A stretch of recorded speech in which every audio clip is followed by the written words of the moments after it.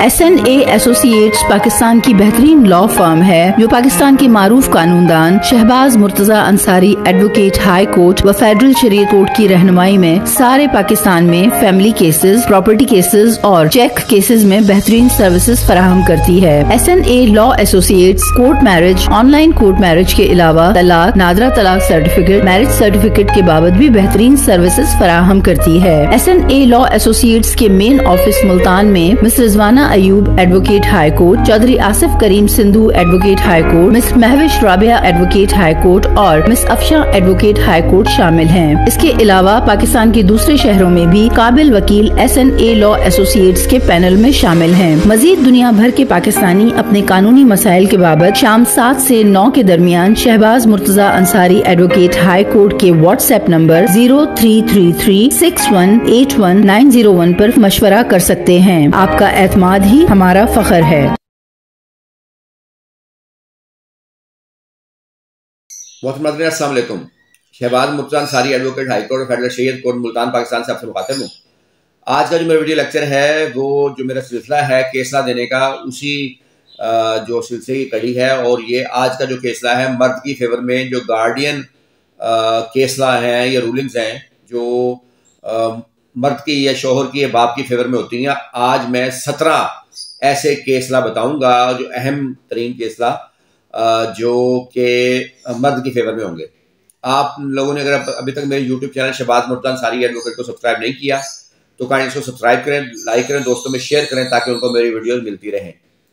सबसे पहले मैं बता दूं कि केसला जो हैं इनकी अहमियत क्या है। एक तो इनकी आईनी अहमियत है। आइन के आर्टिकल 201 के तहत तमाम मातहत अदालतें हाई कोर्ट के फैसला जात की पाबंद हैं और आइन के आर्टिकल 189 के तहत तमाम मातहत अदालतें सुप्रीम कोर्ट के फैसला जात की पाबंद हैं और आइन के आर्टिकल 203D के तहत तमाम मातहत अदालतें फेडरल शरीयत कोर्ट के फैसला जात की पाबंद हैं।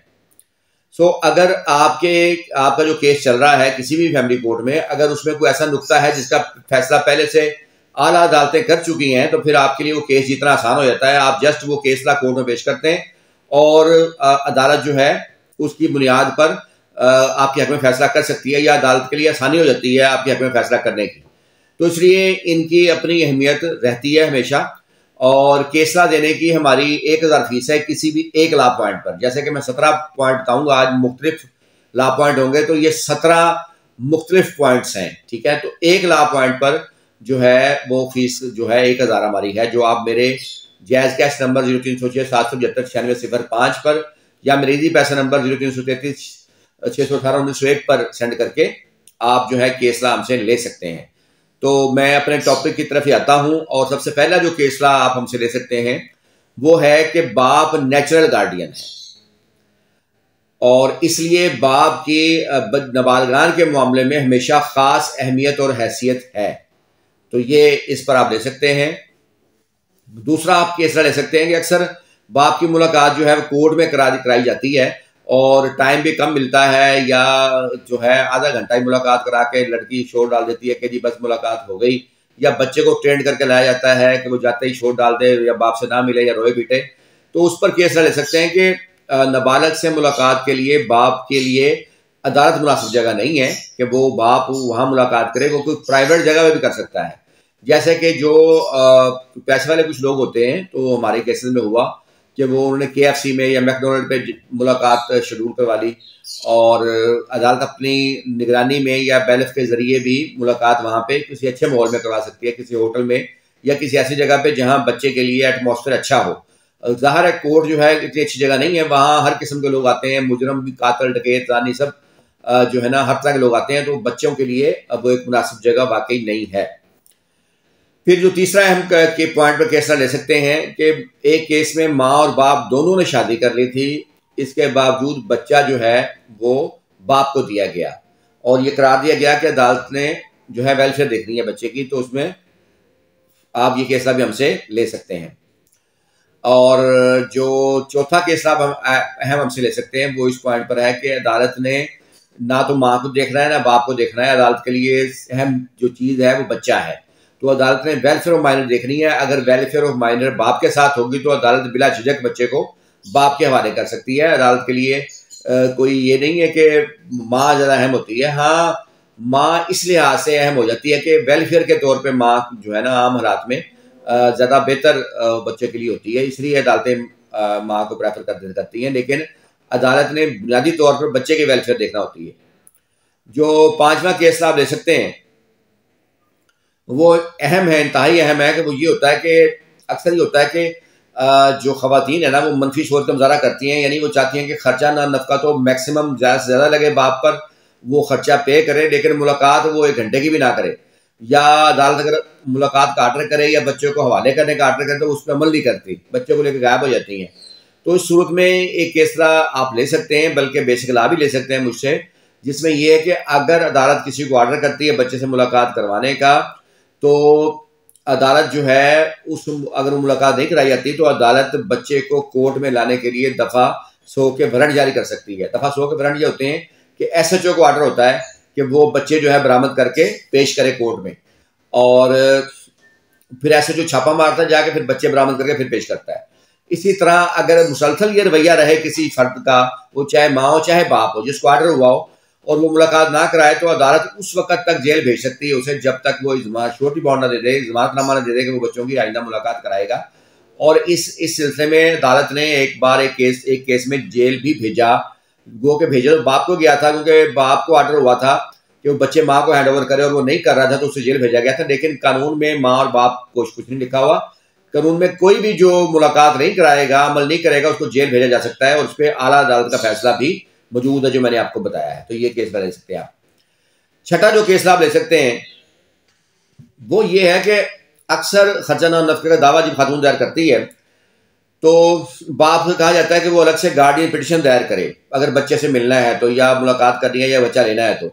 लेकिन एक केस में करार दिया गया कि अलग से गार्डियन पिटिशन दायर करने की जरूरत नहीं है। उसी खर्चा ना नफका के दावे में जवाब दावे के साथ दफा 12 की दरखास्त दे सकता है मुलाकात के लिए बाप।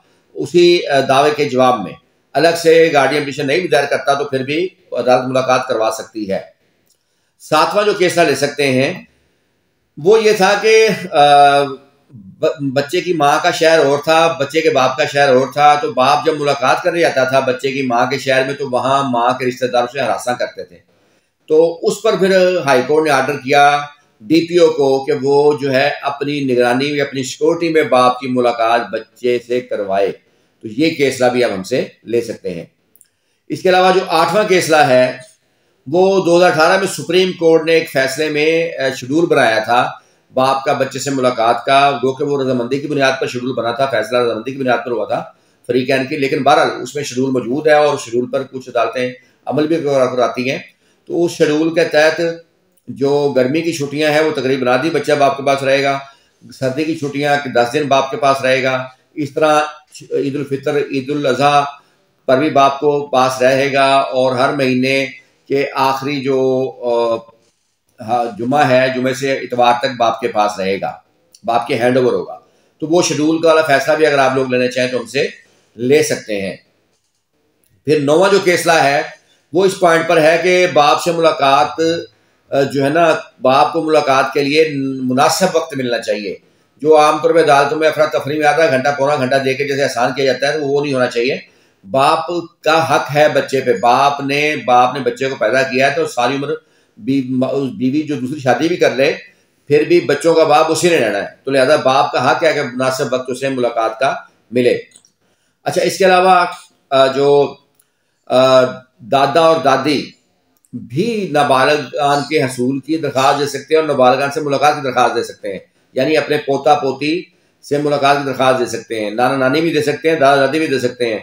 तो ये जिनकी बात बच्चों की वालदा फौत हो जाती है, ये बच्चों का बाप फौत हो जाता है, तो दादा दादी और नाना नानी भी अख्तियार है कि वो अपने पोता पोती नवासा नवासी से मुलाकात के लिए या हवालगी के लिए दरख्वास्त दे सकते हैं, उनका भी राइट है। क्योंकि कानून में नहीं लिखा गया कि सिर्फ माँ बाप भी दे सकते हैं दरख्वास्त, कानून में ऐसा कुछ नहीं है।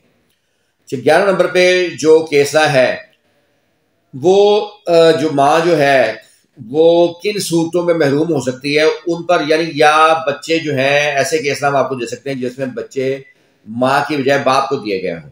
उनमें मुख्तलिफ ग्राउंड थे, माँ की दूसरी शादी करना, माँ का बच्चों को बाप से दूर ले जाना, माँ का गैर अखलाकी जिंदगी गुजारना, या दीगर ग्राउंड जो मोहम्मद अल्लाह में दिए गए हैं, तो वो आप भी उन पर जो ले सकते हैं। और जो एक और केस आप हमसे ले सकते हैं जिसमें माँ अगर दूसरी शादी कर देगी और बाप ने शादी नहीं की तो बच्चे जो है वो बाप को मिलेंगे या बाप को दिए गए। इसके अलावा जो असल गार्डियन नाबालिग की होती है ना, वो गार्डियन कोर्ट होती है। तो गार्डियन कोर्ट जो है वो उसको असल अख्तियार होता है बच्चे के बारे में। सो अगर माँ बच्चों की गार्डियन बन भी जाए या बाप बन भी जाए तब भी अख्तियार असल कोर्ट का रहता है। माँ अगर गार्डियन बन भी गई तब भी वो बच्चों की जानब से ना तो कोई मुआवजा कर सकती है, ना कोई जायदाद फरोख्त कर सकती है, ना कोई और एक्ट कर सकती है, जब तक कि वो अदालत से उससे पहले इजाजत ना ले ले। अदालत की इजाजत के बगैर बच्चों की जानब से कोई मुआवजा वगैरह अगर वो करेगी तो फिर इसी बिना पर उसकी गार्डियनशिप भी मनसूख हो सकती है और अदालत ने गार्डियनशिप भी मनसूख की एक केस में, वो केसला भी आप हमसे ले सकते हैं। इसी तरह 14 नंबर पर जो केसला आप हमसे ले सकते हैं वो एक अहम केसला है। वो इस तरह है कि पहले सेक्शन 9 था गार्डियन वार्ड एक्ट का, जिसमें लिखा गया था कि गार्डियन पिटीशन वहां दायर होगी जहां पर जो बच्चे जो है वो मौजूद होंगे, जहां जहां बच्चे रहते होंगे, रिहाइश पजीर होंगे। लेकिन उसके बाद फैमिली एक्ट, ये 1890 का है गालिबन गार्डियन वार्ड एक्ट, उसके बाद जो फैमिली एक्ट है वो 1961 और 1964 में बन गए और उनमें फिर जुरिसडिक्शन जो है बताई गई कि 2 जुरिसडिक्शन होंगी जहां लास्ट रिजाइडेड टुगेदर है और काज ऑफ एक्शन है, यानी जहां पर मियां बीवी इकट्ठे रहे हैं और जहां पर वजह अनाज पैदा हुई हो। सो सुप्रीम कोर्ट की जजमेंट अब आई कि अब चूंकि गार्डियन वार्ड एक्ट जो था वो पुराना था और फैमिली एक्ट में फैमिली एक्ट को गार्डियन के इसका अख्तियार दे दिया गया है, लिहाजा फैमिली एक्ट एप्लीकेबल होगा।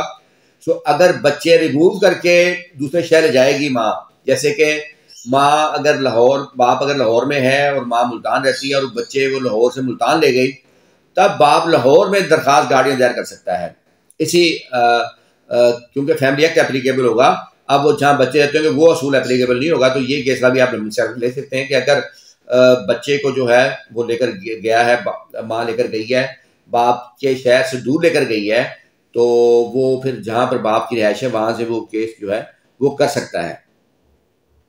फिर एक और केसला आप हमसे हम ले सकते हैं कि कई दफ़ा होता है कि बाप बच्चे ले जाता है माँ के घर से, तो उस सूरत में बाज़ दफ़ा FIR भी हो जाती है बाप पर। तो केसला है आप हमसे ले सकते हैं कि बाप माँ दोनों नेचुरल गार्डियन है, सो बाप के खिलाफ अपने ही बच्चों के अगवा की FIR जो है वो दर्ज नहीं हो सकती। ठीक है, तो फिर एक और आप हमसे अहम केसला ले सकते हैं कि अगर नाबालिग बच्ची है, नाबालिगा है, तो फिर अगर माँ दूसरी शादी कर देती है, ये माँ बाप दोनों दूसरी शादी कर देते हैं, इवन देन बच्ची बाप को मिलेगी, क्योंकि फिर नाबालिगा जो है क्योंकि बड़ी एज में जारी होगी, अगर 9-10 साल से बड़ी उम्र की होगी, तो फिर नाबालिगा का सगे बाप की मौजूदगी में सौतेले बाप के पास रहना जो है वो मुनासिब नहीं है। तो ये केसला भी आप हमसे ले सकते हैं।